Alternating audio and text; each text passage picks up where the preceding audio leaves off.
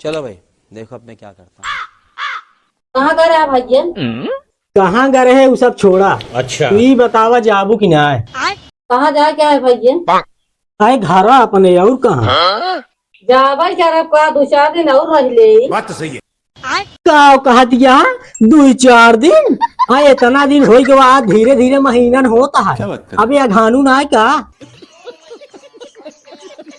अरे भगवती गाड़े खात है अपने माई बाप का भाई के तो कहाँ छाती फाटत बैठे। ये बड़ी अच्छी बात कही। आए काहे ना छाती फाटा है माय बतावा ले। आए खात हमारे बाटू तो का पड़ोसी छाती फाटे काट बिन के हम धरे बाटे में इतना मेहनत करके आई यहाँ खात या फूलत या और करे बात कहानी बतावत या कि 2-4 दिन और रह ली। अब यह बात है तब यही बैठ के खा। अच्छा अब तो नवई जा भाई अब तक तुम्हारा रहन चली जा भाई लेकिन अब नवई जा भाई। का भा तोहार बेटवा हमसे कब्बे से लड़त बाटे।